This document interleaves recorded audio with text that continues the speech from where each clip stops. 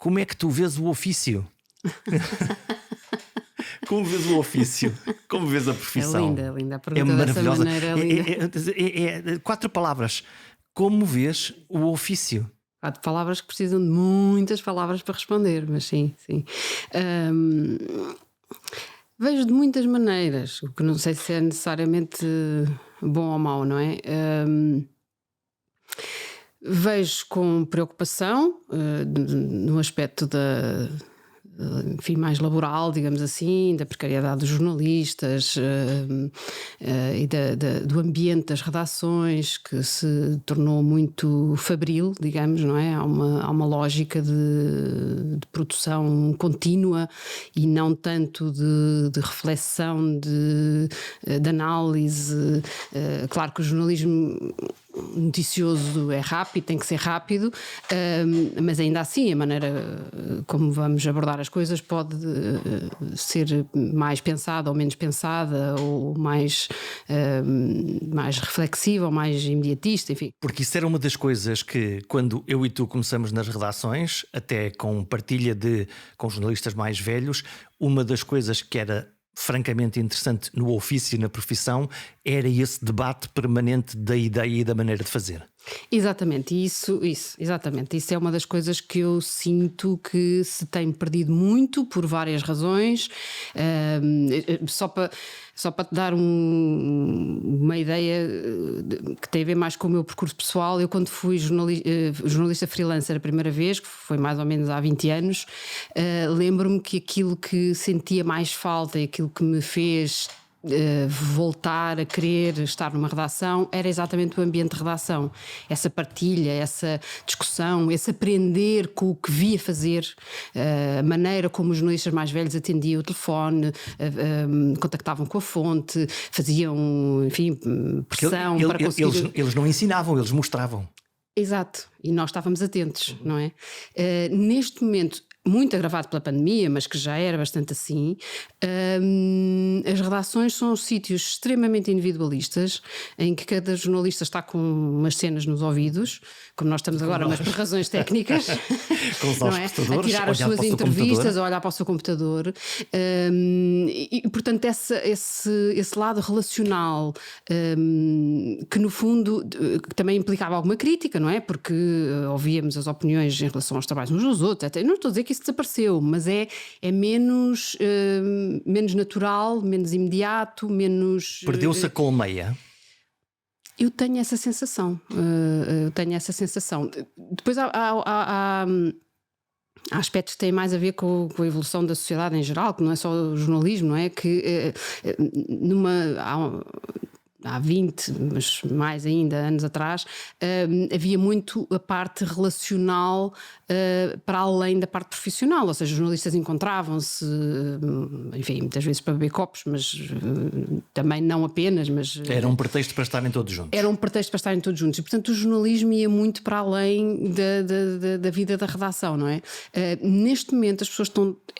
o peso do trabalho é tal, não é? Que é difícil, claro que muitas coisas mudaram, a vida pessoal, há muitas mais mulheres neste momento são mais mulheres na profissão do que homens, a questão de trabalhar madrugada dentro torna-se complicada para as vidas que se têm agora. Com horários parvos normalmente, não é? Exatamente, mas esse funcionamento tinha depois um lado bom, que era esse lado de relação e de convívio, que agora trabalha-se na mesma horas infindas, mas de uma forma muito individual, e portanto esse lado que era compensador, que era o lado afetivo, acho eu, e relacional, quase que, não posso dizer que desapareceu, mas quase diminuiu drasticamente. Não é? Tens na tua memória a melhor redação onde tu trabalhaste? Foi a primeira ou não? Não, é um bocadinho difícil de dizer. A melhor redação em que trabalhei acho que foi a da Visão, sinceramente, tanto é que foi onde estive mais tempo, 15 anos, nas outras tive 2, 3 e foram várias. Exatamente, eu acho, bom, por um lado a qualidade do jornalismo era de facto boa, muito boa, para o tipo de jornalismo que eu queria fazer. Que eu queria fazer um jornalismo de reportagem, um jornalismo de lá está, mais... Jornalismo de ir ver e depois vir para contar, e não aquilo que são, faz meio uma breve, uma coisa não tanto muito... noticioso, porque era uma news magazine, não serve tanto para dar notícias, mas para nos dar o contexto, para nos dar a interpretação, para etc. nos explicar o mundo. Mas teve muito a ver, por um lado, com essa questão da qualidade do jornalismo, mas também com a forma como nos relacionamos. Não era perfeita, evidentemente, porque depois, como em qualquer organismo onde há muitas pessoas, há conflitos, há desentendimentos, enfim, há todo o tipo de emoção, mas existia também essa parte boa do apoio, do trabalhar em equipa, e isso fez com que eu estivesse muito mais tempo na visão, talvez, do que eu imaginei numa fase inicial. O que é que te fica dos velhos jornalistas? Depende do que entendemos por velhos. Velhos no sentido daqueles que te ensinaram, no fundo. Nós fazemos parte da primeira leva de pessoas que chegam ao jornalismo licenciados ou com cursos superiores, e acabamos por encontrar gente com muitíssima experiência, com muita capacidade de fazer coisas, mas da tarimba, no fundo, de fazer mais do que ter estudado para fazer. Eu perguntava disto de entendes por velhos, porque ainda agora, por razões que têm a ver com outro trabalho que estou a fazer, tenho estado a ver muitos trabalhos jornalísticos dos anos 70 e tal, 80. E esta ideia de que temos que antigamente era tudo muito bom não é nada verdade, não é? É uma ideia muita romântica. É uma ideia bastante romântica. Sim. Há ali uma altura em que as coisas são muito. Não quer dizer que os jornalistas não fossem bons, mas a maneira Podemos como fixar se trabalhava. que o jornalismo de hoje em dia evoluiu muito e que a qualidade da jornalística, como é normal em qualquer coisa, evoluiu para melhor. Sim, sem dúvida, mas ia dar o exemplo depois um bocadinho mais para a frente, por exemplo, do Cáceres Monteiro, não é? Que tinha por um lado essa ADN de repórter, e por outro lado uma grande sensibilidade para falar para o público, para as pessoas, para o que se pretendia, quer dizer, para onde queríamos chegar, não é? A quem queríamos chegar, como queríamos chegar, que era uma coisa claramente intuitiva, não tens nenhuma fórmula até hoje, por muita investigação que se faça. Não dá para ensinar.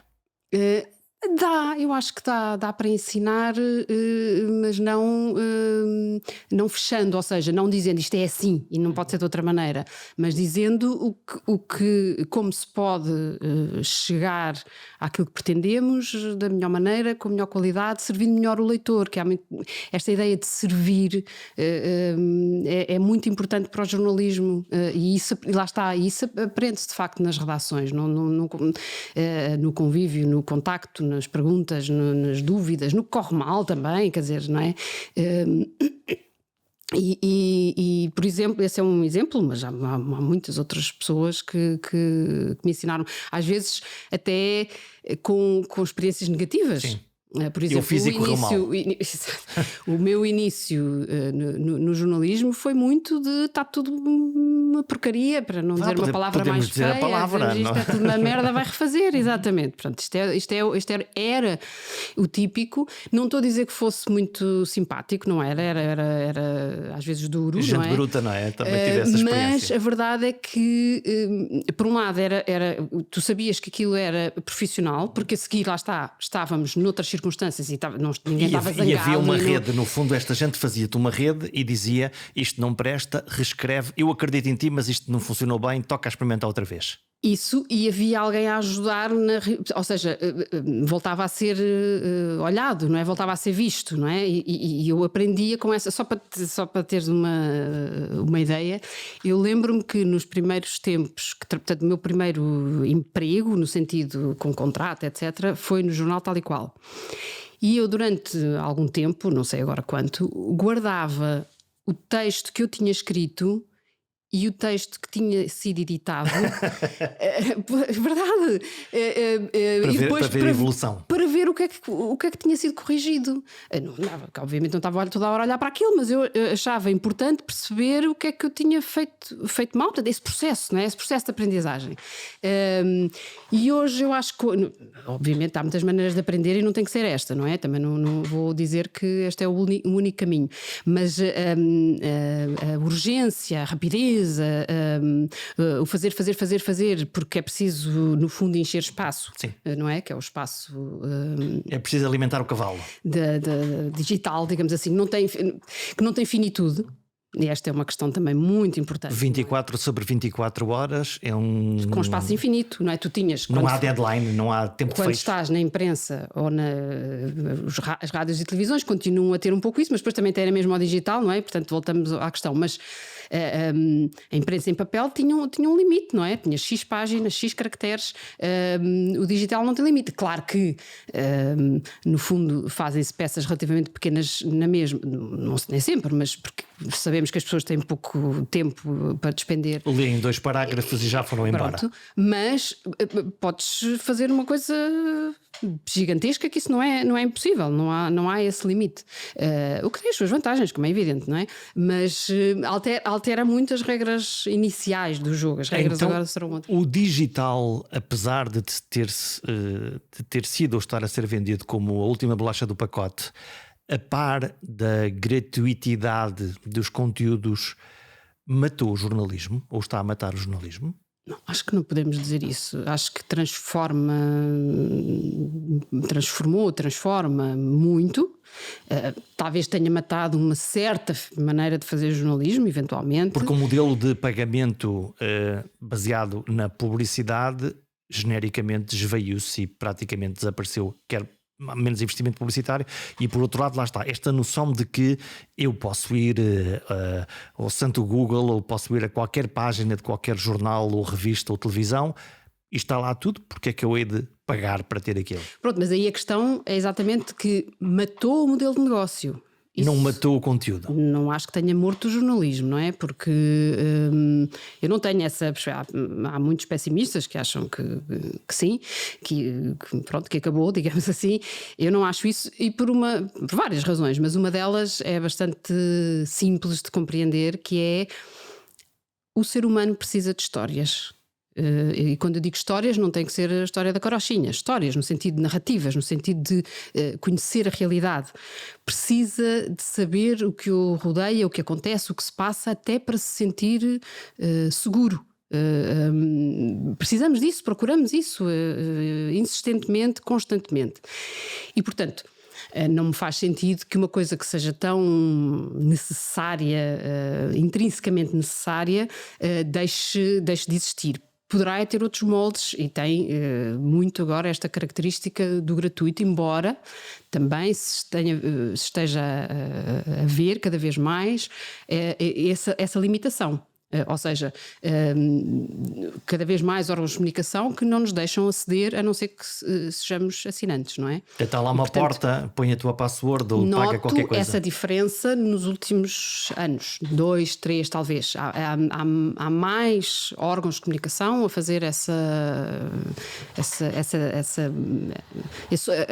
diferença de rumo, digamos assim, não é? Quanto para... nós precisamos de histórias, faz todo sentido. Quão emocionante é ler uma grande história, um grande texto jornalístico? Para mim é muitíssimo emocionante, porque eu ligo muito às histórias de não ficção, ou seja, uma história verdadeira para mim tem um impacto. Gosto imenso de romances, poesia, nada, para mim as coisas não se excluem, mas uma história verdadeira mexe comigo, enfim, pronto, não sei explicar melhor do que isto. E quão difícil é escrever uma história verdadeira com esse nível de exigência que tu aplicas ao teu olhar como leitor? No fundo, tu estás na fronteira, o jornalismo literário é um bocadinho uma tua paixão, vamos falar sobre isso. Uhum. Quão difícil é produzir isso? É muito difícil, eu diria mais, se calhar, é muito exigente, não é? Porque depois é compensado pelo prazer, não é? Porque é muito exigente, porque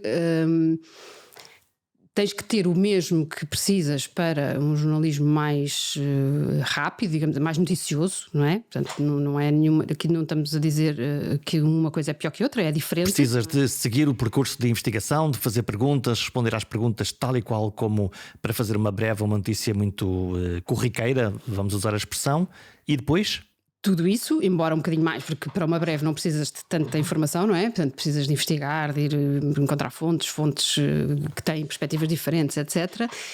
E depois há a parte da beleza, digamos assim, que é, por um lado, mais natural, ou seja, não acho que seja uma coisa que alguém possa fazer por obrigação, digamos assim, que é aquela que dá mais prazer, mas ao mesmo tempo também implica um plus, não é? Acrescentares algo, ou seja, não te basta a boa história, que já é bom, uma boa história é fantástico, mas juntares à boa história o bom contar dessa história, não é? Contar a história de uma maneira que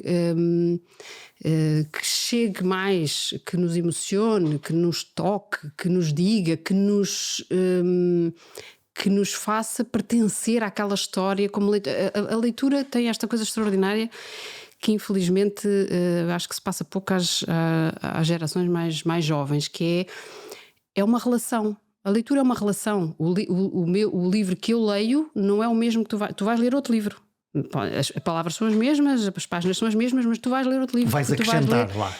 Tu vais ler a história com a tua vivência, com a tua ligação. E como é que se faz, na ótica de quem escreve uma história, como é que se faz para conseguir essa ignição, essa ligação àquele leitor que tu não conheces, tu não fazes a mesma ideia quem é, não sabes quem sente, o que sente, porque sente, temos uma ideia mais ou menos abstrata de quem é que nos está a ler. Pois, isso é uma eu não sei bem a resposta. Nós estamos aqui os dois a falar, essa... mas eu não faço a mínima ideia quem é que está do outro lado a ouvir. Exato. E se sente aqui ao nosso lado a ouvir a conversa e a assistir, ou se está distraído a fazer uma coisa qualquer. Eu acho que a única resposta minimamente objetiva para isso tem a ver com empatia, não é? Eu, para contar uma boa história, ponho-me no lugar da pessoa que eu estou a retratar ou a ouvir, enfim. E depois é como se... É difícil de explicar, mas é como se eu, através daquela pessoa, estivesse a falar diretamente para o meu leitor, que eu não sei quem é, mas eu estou a falar para alguém. Alguém me está a ouvir como quando se tu te estou... apagasses para deixar aquela voz fluir. Exatamente. Por isso é que a questão da objetividade é muito interessante, dá muitas discussões. Acreditas nela? Para mim, a objetividade é o contar da forma mais fidedigna possível aquilo que eu percepcionei e ouvi. Ou seja, aquela pessoa que eu estou a ouvir vai chegar ao meu leitor, e isso é mais objetivo do que subjetivo, embora possa ter um lado emocional, ou seja... Vamos lá, vamos por isso. É uma espécie de honestidade subjetiva. Exato, muito bem resumido. Gostas da... Gostei, adorei. Pronto, é que eu estava aqui com dificuldade em encontrar uma palavra só, porque essa questão de... se ligarmos a ideia de objetividade à ideia de verdade, que também é muito complexa e dará para os filósofos escreverem durante todo o tempo que a humanidade conseguir existir, a verdade é mais verdadeira com alguma subjetividade, no sentido em que as percepções, as sensações também fazem parte da verdade. Isso é, aliás, o que tem vindo a ser constatado pelos neurocientistas, como António Damasio, por exemplo, que nos diz as emoções também são realidade, não é? Também fazem parte de nós, não são uma coisa à parte. Aquilo que nós sentimos, o medo, a emoção, a vontade, vale tanto como contares esta pessoa levantou-se daqui e foi para ali. É rigorosamente assim. Porque faz parte da verdade, não é? Se essa pessoa se levantou triste, isso é mais verdadeiro do que se eu disser só que a pessoa se levantou. Fica limitado, é uma limitação da realidade. Isso é uma ação, digamos assim, é uma ação, não é uma história. Se eu disser que se levantou triste, já estou a começar a contar uma história, não é? E já estou a ligar-me ao leitor, porque... Que eu quero saber porque é que ele está triste, não é? Porque é como nós nos ligamos, é pelas emoções. Os factos são muito importantes. Eu sou fanática de factos, isso dá uma trabalheira louca, mas chegam-nos melhor se vierem com a parte humana, com as pessoas, não é? Tu dedicaste os últimos anos precisamente a estudar um ângulo, neste caso do jornalismo dito literário. O que é jornalismo literário? É jornalismo escrito com uma preocupação de qualidade de escrita, portanto, literário no sentido da qualidade, do prazer da leitura e da escrita também, mas do texto da leitura, muito cuidado. Do texto muito cuidado. Não é literatura, porque literatura é ficção, não é? E portanto, é em grande parte ficção. Não é apenas literatura, é literário, porque engloba essas técnicas, engloba as técnicas da literatura sem ser literatura. Com Portanto, base estamos a falar factos. do formato, no fundo, não é? Com base nos factos, porque senão pode ter a palavra, não pode ter a palavra jornalismo, não é?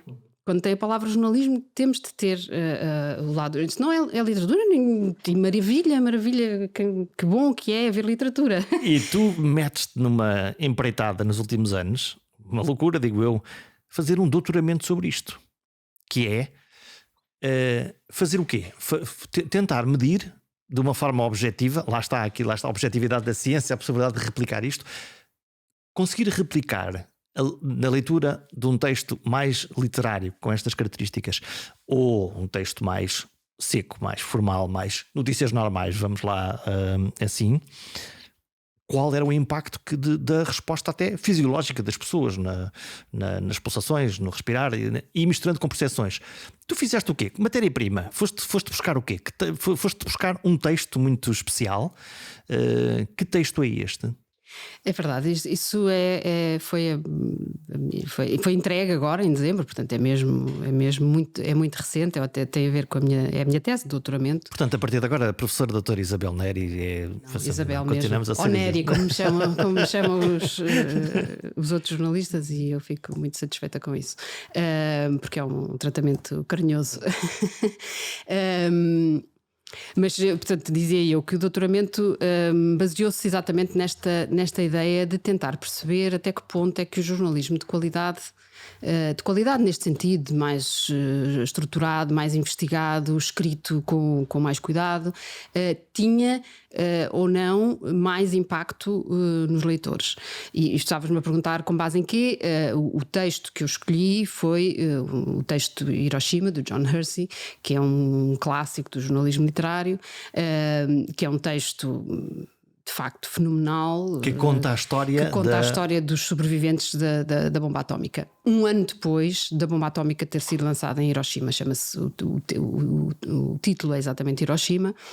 É um texto brutal, de todos os pontos de vista, é de facto uma obra-prima, pronto. E considerada uma obra-prima do jornalismo literário. Portanto, é uma obra-prima do jornalismo. É um belíssimo texto. E se lhe quisermos dar uma etiquetagem um pouco mais específica do jornalismo literário. Enfim, porque este é uma grande conversa, mas tem a ver com o facto exatamente de ser muito bom e de ser. Porque em termos académicos há sempre.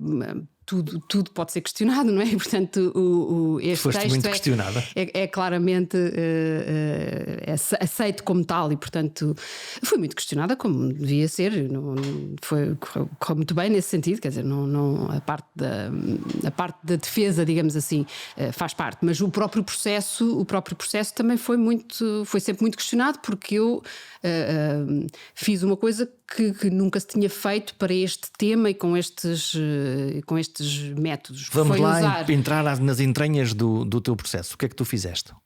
Portanto, eu usei métodos das neurociências para fazer para perceber a reação, a recepção, portanto, em termos de comunicação, às teorias da recepção, que é no fundo como é que o leitor, o espectador, neste caso eu fiz imprensa, portanto, como é que o leitor reage e recebe a informação, e tentar perceber, então, como é que isso acontece, não é? E nesta lógica de, por um lado, um texto mais noticioso, por outro lado, um texto de jornalismo literário. para perceber se havia diferenças, mas sobretudo mais importante do que havia diferenças era perceber se existia realmente uma recepção, uma reação a textos jornalísticos de um ponto de vista psicofisiológico. Portanto, puseste pessoas a ler estes textos? Exato. Quer um, quer outro. Exato. E depois, como é que tu medias Portanto, foi medida, portanto, as reações foram medidas antes, durante e depois, não é? No sentido em que foram registados, no fundo, as reações, por exemplo, os batimentos através dos batimentos cardíacos, através da percepção de dor. E através das percepções, respostas emocionais. Aqui estamos a falar de um questionário da área da psicologia e nos outros aspectos mais da área das neurociências. E portanto a ideia, e depois isto, além disto que eu acabei de dizer, depois um conjunto de questionários mais tradicionais, digamos assim, mais das ciências sociais, que permitiam, no fundo, de certa maneira, como um sistema de controle, não é? De perceber se as reações eram idênticas nos vários métodos usados, de certa maneira. E as conclusões é que umas corroboraram as outras, realmente. Quer dizer, não há. Imagina, uma pessoa que no questionário responde que aquele texto lhe causou muita emoção, depois não é contraditório com as reações mais psicofisiológicas, como a percepção de dor e o batimento cardíaco. E portanto os resultados foram muito interessantes, no sentido em que se comprova de facto a existência de efeitos, se comprova a diferença de efeitos de um texto e do outro. Portanto, eu não posso dizer que o texto noticioso não causa efeitos, causa, sim senhor, o que me deixa muito satisfeita como jornalista. O de jornalismo literário causa efeitos um pouco diferentes, mais emocionais, mais profundos. E depois houve ainda uma outra avaliação que tinha a ver com as características mais pessoais. E esse aspecto também é muito interessante porque permitiu-nos perceber que as características pessoais tinham uma enorme influência nessas reações psicofisiológicas, não é? O que também é muito interessante para o nosso questionamento como jornalistas, porque é sempre aquilo que estávamos a falar há pouco, a decisão de fazer um tema e como chegar ao leitor, etc., continua a ser altamente questionável. Podemos sempre discutir porque é que se fez uma coisa, porque é que não se fez outra, e decidir de uma ou de outra maneira. E, num certo sentido, isso tem uma justificação, digamos assim, com estes dados da minha tese, que é as diferenças pessoais influem e, portanto, será sempre quase impossível tu definires de um ponto de vista genérico uma coisa que vai interessar a todos os portugueses ou a todo o teu público, não é? Portanto, isso também é interessante para nós percebermos que não haverá, digamos assim, decisões perfeitas, porque nenhum tema, nenhuma decisão vai interessar igualmente a toda a gente, não é? Mas interessa de maneiras diferentes a pessoas diferentes, e isso também eu acho que nos diz que o jornalismo tem que continuar a ser muito diverso, não pode falar só de assunto A ou assunto B, porque realmente cada um de nós vai ter reações diferentes àquilo que está a ler. A diversidade pode ser uma boa maneira de equilibrar aquilo que se chamam os critérios clássicos editoriais, porque é que um jornalista faz uma determinada coisa ou não faz outra coisa? Sim, eu acho que, por isso é que eu te dizia que eu acho que este aspecto é também muito interessante de discutir do ponto de vista jornalístico, até porque nós temos tido um paradoxo, digamos assim, que tem a ver com a ideia de que a internet tornaria tudo mais acessível, toda a gente estava mais informada, as democracias iam, enfim, explodir por esse mundo fora, porque as pessoas estavam muito mais conscientes de tudo o que se passava, e tudo ia poder ser relatado, porque não há, lá está, não há limites para aqueles todos que estávamos a falar. Fala o tempo que quiseres, escreve o que tu quiseres, e ainda por cima há um meio de difusão que pode chegar a todo lugar, que todas as pessoas que queiram. E ironicamente o que tem acontecido é o contrário disso, embora tenhamos que admitir que também há muito mais informação do que havia antes, portanto as coisas não são nem todas más nem todas boas, mas eu acho que há menos diversidade de temas na imprensa, por exemplo. Estão todos os jornais a falar da mesma coisa. Há pouca originalidade, se quiseres. Isso conjugado com a ideia de que tudo pode ser gratuito, mas o conteúdo premium de grande qualidade deve ser pago, não pode transformar isto das notícias numa coisa para as elites. É um risco. Deixando de fora grande parte da população. Uhum. É um risco porque os questionários feitos, por exemplo, o Reuters Institute, que saem com muita regularidade, indicam-nos exatamente que a maioria das pessoas se informa ou se sente informada nas redes sociais, por exemplo. O que é uma grande mentira. Que é uma grande mentira, depois temos que esmiuçar um bocadinho, porque depende daquilo que, se estamos a falar de leres um artigo do Público ou uma peça da SIC. Mas isso é jornalismo que por acaso está nas redes exato, sociais. mas as pessoas têm dificuldade em fazer essa distinção. Achas que não conseguem detectar se, no fundo, a diferença entre o que é mais verdadeiro ou menos verdadeiro?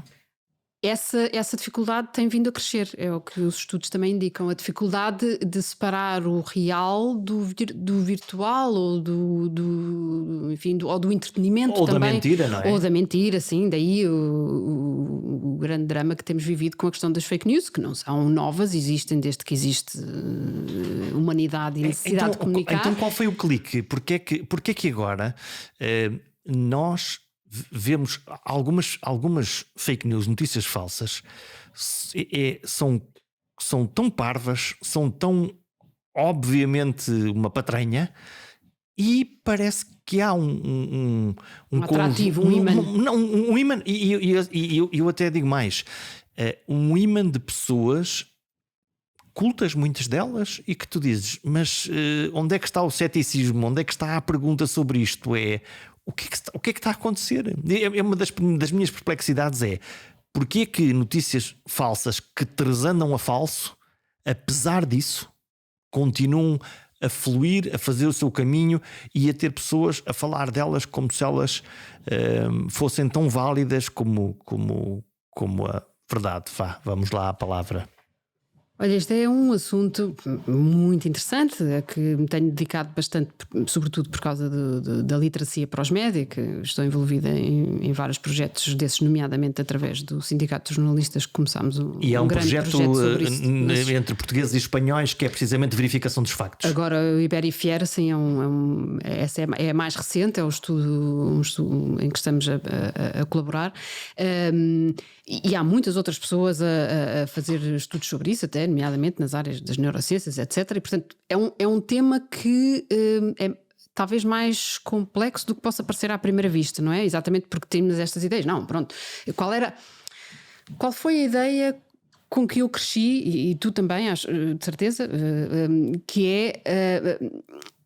quanto mais informadas, quanto mais educadas as pessoas estiverem, melhores decisões vão tomar.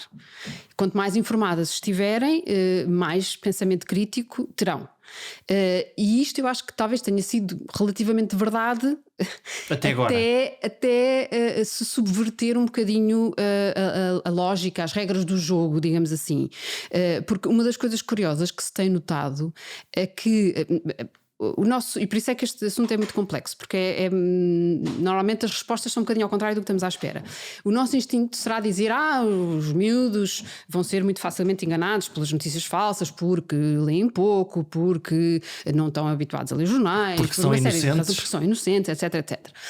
Tudo isso poderá ser verdade, mas uma das coisas que se tem constatado é que as pessoas mais velhas são mais vulneráveis às notícias falsas, falsificadas. Nós preferimos o termo falsificado exatamente porque há uma intenção. Porque estão adulteradas as notícias. Sim, exatamente. Mas tu não ficas surpreendida, e eu confesso que esse fenómeno eu não consigo perceber.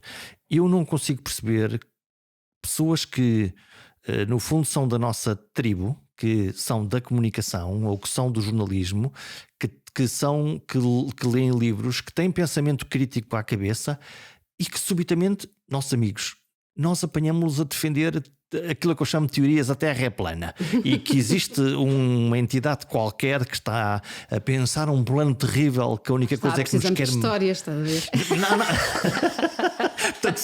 E portanto, como a realidade não está a conseguir dar-nos respostas, nós vamos buscar. Portanto, é a velha lógica. Eu costumava contar aos meus jovens estagiários que era: não deixes que a verdade nunca te estrague uma boa história. Que é quase isso. Mas voltando à ideia porque isso ajuda a responder à tua questão, não é? À questão de todos nós, da ideia da complexidade, é que depois há outros aspectos mais subtis, talvez, como por exemplo a crise das instituições. Tu deixas de confiar naquela instituição que te dava as respostas, que te dizia que o melhor era isto ou aquilo. Eu já não confio no governo, eu já não confio no tribunal, eu já não confio no médico, no jornalista. Exatamente. Mas essa desconfiança até devia ter, quiçá, um efeito positivo, que é...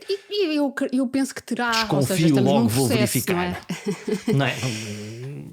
Pois, mas isso depois vais verificar onde não acreditas em nada. Não é?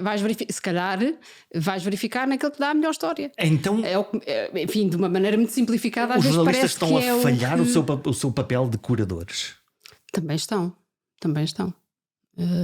Mas não só por culpa dos jornalistas, mas também, enfim, mas não só por culpa dos jornalistas. Há um afastamento, assim como há um afastamento das pessoas em relação à política, enfim, uma série de questões que têm a ver com a nossa vida em sociedade, também há um afastamento das pessoas em relação ao jornalismo. E eu acho curioso que às vezes não há noção que umas coisas estão relacionadas com as outras, não é? Quando... agora vou dar aqui um salto, mas quando um político ataca ferozmente outro político por razões táticas e para conseguir pelas razões votos que entende, nada, enfim, tudo e popularidade.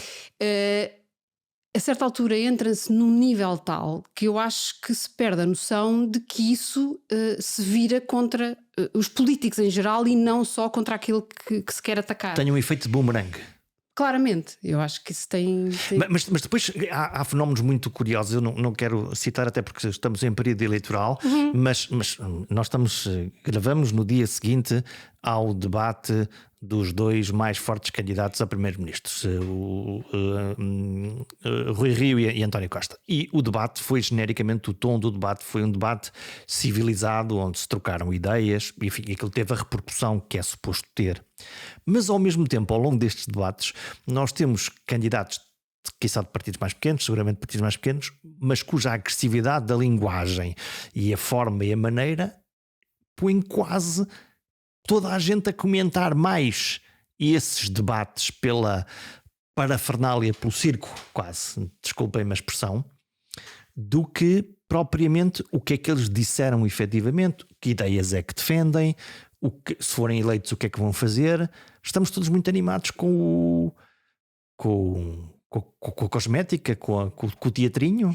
Esse é o lado, se calhar, assim meio futebolístico, se calhar, da questão, não é? Ganhou aquele, eu gosto deste ou não gosto daquele. Que é uma... penso que uma das razões porque o futebol é tão popular é porque é fácil, digamos assim, quer dizer, não é preciso... Qualquer pessoa pode olhar e ter opinião sobre, não é? É fácil perceber se meteu gol, se não meteu gol. Não é preciso ser penalti, não é? Já é outra coisa, já não pergunto, não é? Mas se meteu gol ou não, já sei, essa parte sai mesmo entrou não na baliza, nada do assunto. em princípio será gol. Exatamente.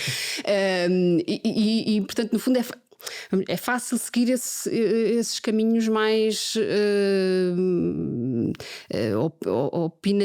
opinativos no sentido, porque a opinião deverá ser uma coisa mais sustentada, dispara, não é? a nossa emoção, no fundo. Dispara também, sim.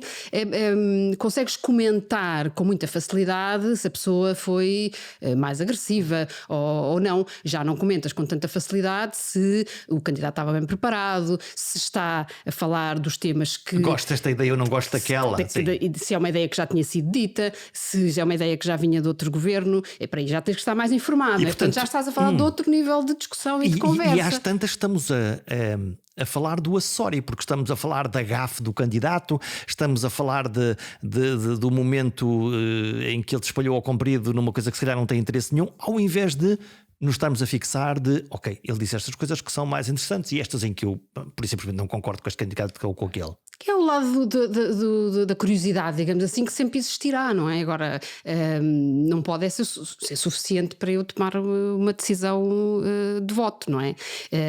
Mas eu penso que aí também não podemos... digamos, culpar as televisões, porque é muito curioso, porque já vou ao curioso, mas quem quiser ter uma opinião mais sustentada continua a ter a imprensa. Portanto, e continua a pensar tranquilamente. Que o debate não é a única coisa que nos devia fazer decidir como vamos votar. Portanto, não é? importante era ter várias fontes. Ir ao programa. Sim, ler os programas. Quem lê os programas eleitorais? Podemos começar por aqui, não é? Quem é que não lê os programas? Mas... há este lado um bocadinho de espetáculo, não é? Que as televisões exploram, talvez bem, não sei, não quero ser, não é a minha especialidade, não é a minha especialidade, mas quem achar que isso não é suficiente se não houvesse alternativa, que era muito mau, não é? Mas existe, ela está aí. Existe a alternativa, não é? Portanto, se quiser estar melhor informado para tomar uma decisão melhor, porque a grande questão é porque é que precisamos de informação? Não é? Podemos dizer, não preciso de jornais para nada, não é? Ninguém é obrigado a comprar jornais. Precisas de jornais exatamente para tomar uma melhor decisão. Ora, se tu entendes que vives num mundo em que o cenário é disruptivo, digamos assim, que as instituições não prestam, nada vale, ninguém é honesto, para que é que vai... também sentes que a tua decisão também não tem importância. Não é? O teu poder sobre... Faça o que eu fizer, não vai mudar nada. Nada muda nada. Há muito esse discurso, não é? Que pode ser uma certa desistência, mas também não é culpa só dos cidadãos, como é evidente, não é? Portanto, há todo um conjunto de coisas que se passam que também vem muito desta lógica guerrilheira, se quiseres, não é? Tudo muito, eu sou contra, sou a favor. Como se... Há uma agressividade latente e expressa que se vê nomeadamente nas redes sociais. No outro dia estávamos os dois a falar, até muito a propósito agora deste descrédito das instituições, e subitamente aparecem umas instituições que têm... Vou-lhe chamar instituições, não sei se lhe podemos chamar instituições, que não têm nenhum controlo, que não têm não têm praticamente nenhum escrutínio. Estou a pensar nos Facebooks desta vida e confesso-te que se diverte-me, apesar da história não ser muito divertida, a tua luta contra o Facebook, que é o Facebook descobre que tu és jornalista e a partir desse momento, em vez de melhorar a tua vida, inferniza-te. Pois, eu ainda não decidi se é uma luta, porque eu quando decido, por isso é que ainda não consegui tomar a decisão, tenho tido mais com que me preocupar. Quando eu decido que é uma luta, a coisa vai bastante a sério. Pois um dia assim, sem mais, que há umas semanas, o Facebook decidiu bloquear uma conta, no fundo, enfim, vou simplificar, para meu próprio bem, porque eu precisava, para me proteger, portanto, qual paizinho, que eu não pedi, porque eu precisava de melhorar a segurança da minha conta. E eu, à primeira vista, olha, bom, vamos lá ver então, melhorar a segurança da minha conta. Quando é que a coisa se complica? Em dois momentos. Primeiro, quando percebo que isso é um bloqueio absoluto, ou seja, das duas uma, ou eu altero, ou eu concordo que realmente estou muito mal protegida e tomo algumas medidas. Ficaste refém? Fico completamente. Comecei por escrever um mail de reclamação. Para quem? Tive uma dificuldade imensa em encontrar um e-mail, mas encontrei, graças aos nossos colegas jornalistas que eu encontrei notícias em que explicavam como é que se podia contactar. E quando contactei, a resposta que recebi, percebo que é um robô que me dá a resposta e que nem percebeu a minha irritação. Lá está, não percebe o lado emocional. E portanto responde-me como uma coisa. Então para desistir do Facebook, portanto, para vai-te embora e não me chateias. Como eu criticava, não é? O bot percebeu que eu estava a ser crítica e disse-me: então pronto, se quer ir embora, faça assim, portanto, logo o divórcio, logo ali assinado, sem. Pronto, parece-me bem que seja fácil, sim senhor. Isto é porque o Facebook já foi muito criticado, exatamente porque não conseguias apagar a tua pegada, digamos não assim. Sair de lá. Pronto, mas não era isso que eu queria. O que eu queria. Tu querias um casamento feliz. Queria melhorar a relação, não é? Isso de facto dá algum trabalho. Até na vida real, quanto mais nestas coisas. E portanto continuei a tentar perceber como é que podia alterar a situação e percebo que as 3 hipóteses que me dão têm a ver com uma, aceitar cookies. Portanto, em troca de publicidade nós damos-te mais segurança. Bizarro. Sério? Bizarro. A outra implicava ter um mail paralelo, portanto, implicava eu ir criar uma outra coisa que eu não tenho e que não devia ser obrigada a ter. E a terceira implicava eu pagar para estar mais segura. Portanto, ou pagavas por publicidade, ou pagavas para estar mais segura, ou inventavas um método que era no fundo uma mentira, que é um subterfúgio qualquer para conseguir manter a tua idoneidade na rede. Portanto, dizem-me, não está, atenção, não está segura, com ar querido, digamos assim. Depois dizem-me, como não está segura, também não pode cá estar. Como não pode cá estar, também se pode ir embora, já que nós não nos preocupamos nada com isso. Sendo que uma das justificações para esse chamado Facebook Protect tem a ver com grupos profissionais. Um deles, o grupo dos jornalistas. Portanto, a explicação tem a ver com isto. Estão-nos a arrebanhar? Claramente já estariam, agora assim descaradamente. Isto significa que o algoritmo nos agrupa. Está a fazer cluster, está a fazer assim. E neste momento nós achamos que isto é tudo muito inocente, porque põe as pessoas, a maior parte, põe lá umas fotografias de férias e umas coisas assim, portanto, o que é que se interessa, não é? Mas na verdade isto tudo se encaminha para a ditadura digital. E mesmo diga assim, não vai haver, não, ditadura não, porque isto ou porque aquilo, a verdade que não está minimamente consciencializada é que o poder neste momento é digital. Portanto, nós podemos estar aqui a discutir eleições e candidatos e tal. O verdadeiro poder está no acesso ou não a digital, no teres capacidade económica ou não para passares a informação que entendes, porque isto volta ao tema que estávamos a ver há pouco da internet nos trazer liberdade e democracia, quando na verdade o que sabemos é que os sistemas autoritários controlam completamente o acesso à internet, o acesso às redes sociais, os dias em que podes ou não podes, quem pode, não pode, que conteúdos é que passam ou que não passam, quem é que escreve ou quem não escreve. Mas o próprio, no caso de que estamos aqui a ver, o próprio Facebook toma essa atitude indiscriminadamente e de forma completamente totalitária. Porque acontece esta coisa extraordinária que é, eu neste momento tenho o meu e-mail atolado de mails do Facebook a dizer-me que Jorge Correia gostou não sei de quê. Mas tu não consegues lá ir ver. Não só não consigo lá ir ver, como não consigo apagar essas notificações. Ou seja, eu digo assim, pronto, então não quero nada com isto. Vou apagar estas. Eu não consigo apagar as notificações porque eu não consigo entrar na minha conta. Enquanto eu não aceitar nenhuma daquelas possibilidades de segurança que muito amavelmente me querem impor, não é nada amavelmente, mas enfim, ironicamente, eu também não posso deixar de estar em ligação com, com o sistema. E isto eu acho que é muito preocupante, porque é isso, é um poder totalitário. Eu não tenho capacidade para alterar isto e lá está, portanto, aparentemente, quando reclamo de uma determinada empresa em princípio, não será assim, mas em princípio a empresa tentará que eu não deixe de ser cliente. E normalmente há uma pessoa que aparece do outro lado a quem a gente cada pode... vez menos, mas Sim. enfim, não é? Ainda há alguma tentativa nesse aspecto. Estes gigantes, porque são gigantes que têm mais poder económico do que o PIB de Portugal. No fundo não 15 anos. não quiseram saber de ti.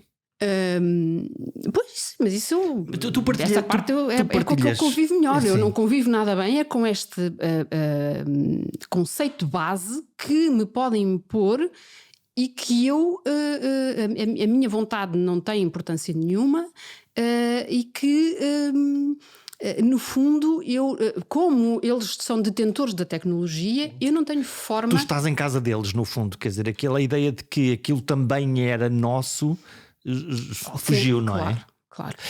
Tu partilhas isto com outras pessoas, em particular jornalistas também, e o que é mais surpreendente é que nem toda a gente atribuiu a mesma importância que tu a isto que aconteceu. Não, a maior parte não atribui importância nenhuma. Achou, pois, então é normal, então tens que melhorar a tua segurança.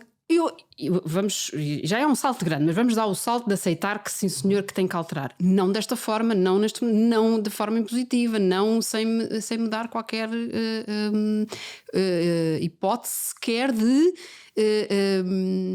alterar a situação que me impuseram. Portanto, mas isto é apenas, repare, isto é um grãozinho, nem sequer um grão, é de areia, é um pozinho, numa lógica muito preocupante em que estamos a viver, porque quando eu te dizia há pouco que o poder está ali, o poder é uma coisa muito atrativa, não é? E portanto, se o poder está ali, muitos vão querer tomar aquele poder. Nós continuamos a pensar que o mundo está organizado em partidos e em organismos políticos e tal, e as pessoas estão muito zangadas com tudo isso, com muitas razões, sem dúvida nenhuma, mas com este outro poder que é muito maior, não se zangam. E repara que o poder político, enfim, lá está, nós também evoluímos como sociedade nesse aspecto, e tenho a certeza que a questão das redes sociais também irá evoluir alguma coisa, não sei em quanto tempo, mas terá que evoluir alguma coisa, porque temos de ter noção também que isto é relativamente recente na nossa história. E portanto estamos todos a aprender como é que se lida também com isto. Sim, completamente, mas só dizer que no caso dos poderes políticos, eles também foram evoluindo. Tu tens, portanto,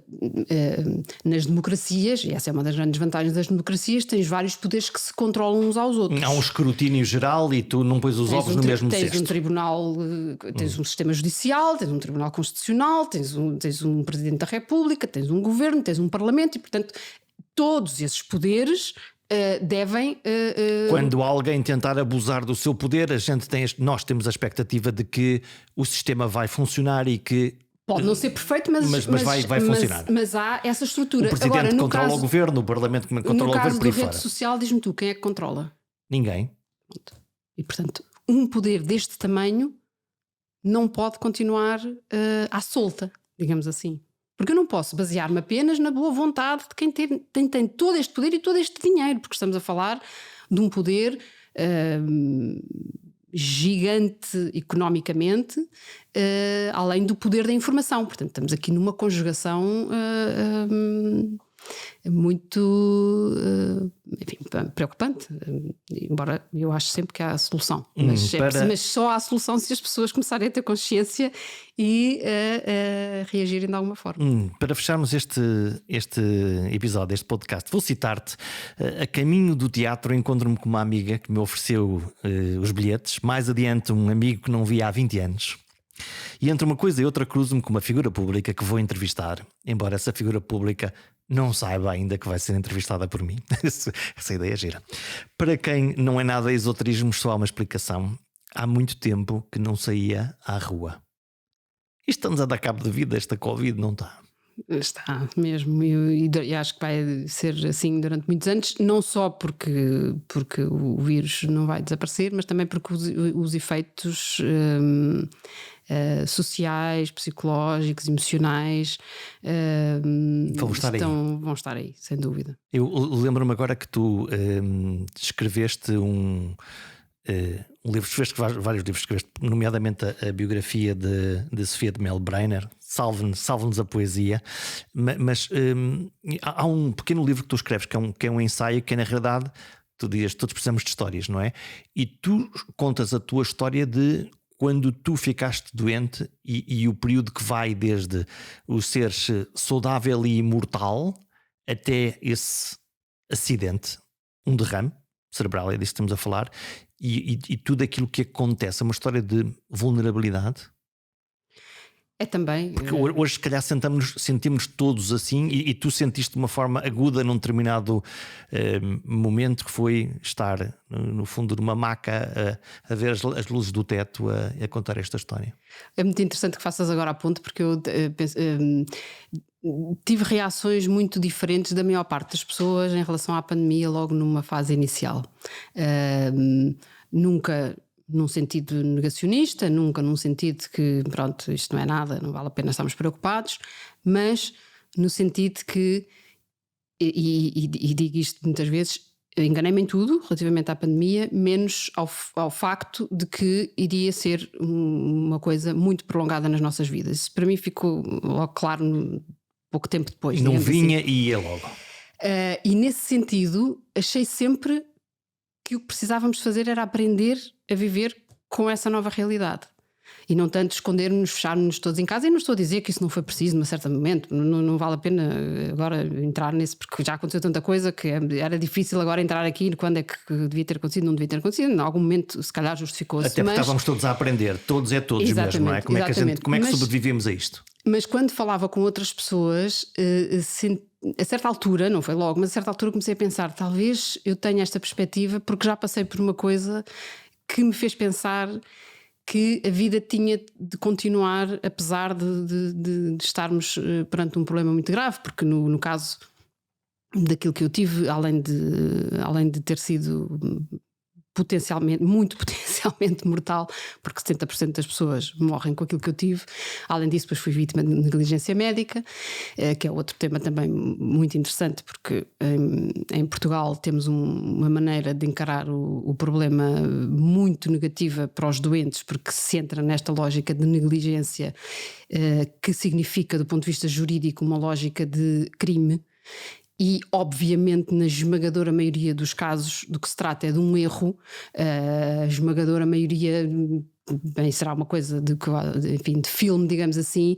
O médico que faz uma coisa, que comete um erro que prejudica o seu doente. Por dolo, por vontade. Quer fazer, e, portanto, entrando nesta lógica, é quase impossível tu conseguires ganhar em tribunal. Há casos, mas é muito difícil, porque é quase impossível uma situação dessas acontecer. Portanto, o que tem acontecido noutros países, como França, por exemplo, é que as coisas alteraram-se do ponto de vista jurídico e olhas para o problema como um erro e como uma causa e efeito, ou seja, no fundo comprovares que houve um efeito daquela decisão médica, não necessariamente por dolo. Há uma responsabilidade e não uma culpa, no fundo. Portanto, é essa há uma a responsabilidade. diferença. Exatamente. E isso é muito importante, porque, voltando ao nosso tema inicial, precisamos de nos pacificar quando as coisas correm mal, para não vivermos eternamente em sofrimento. Para nos pacificarmos, precisamos ter uma história para aquilo que nos aconteceu. Para termos uma história para aquilo que nos aconteceu, precisamos de um desfecho dessa história. E há pessoas que andam há décadas para fazer um fecho em situações deste tipo, relacionadas com a negligência, porque os tribunais andam anos, as coisas... Lá estão as instituições outra vez, não é? A não funcionar. Aqui eu acho que não é tanto erro das instituições, é mesmo, e nós que temos muita mania de legislar em Portugal, já se deveriam ter criado algumas alterações que permitam esta... Embora também seja de instituição, porque de facto as instituições podem olhar... A legislação que existe, apesar de tudo, permite que encares as coisas de outra forma, embora não fosse mau haver algumas alterações. Mas pronto, isto... Agora veio a talho de foice por causa da questão do que me tinha acontecido, mas foi importante para mim, embora só tenha conseguido fazer isso muito tempo depois, porque foi um processo muito, muito, muito doloroso, escrever a história por exatamente ter a noção de que outras pessoas teriam passado pela mesma coisa e seria muito improvável que outras pessoas, até por razões estatísticas, como eu já te disse, que outras pessoas tivessem passado pela mesma coisa, tivessem sobrevivido e soubessem escrever um livro sobre o tema, não é? E, portanto, essas características, digamos assim, obrigaram-te a conjugadas escrever na minha sobre pessoa. isso. De certa maneira, sim, eu senti uma certa responsabilidade que vai de encontro a uma frase de que eu gosto muito, porque eu acho que se aplica a muitas decisões que tenho tomado depois disso, que é assumir a responsabilidade de estarmos vivos, que é enfim, um pensamento de um filósofo francês. Porque se assumirmos essa responsabilidade, dificilmente entramos nessa lógica de que não vale a pena, de que não há nada a fazer, de que está tudo mal. Portanto, se cada um tiver a responsabilidade de pôr uma cruzinha num voto, está a fazer o seu papel. Se cada um assumir a sua responsabilidade de aceitar que cometeu um erro e com isso ajudar, não vai resolver, não vai devolver o mal que fez ao doente, mas permite-lhe encerrar esse processo, e isso é extremamente importante. Há pessoas a sofrerem brutalmente anos a fio e não há necessidade. E portanto esse assumir de responsabilidade pode fazer toda a diferença na vida de cada um de nós, mas na vida também do conjunto, do coletivo, em sociedade. Obrigado, Isabel Neri. Obrigada eu.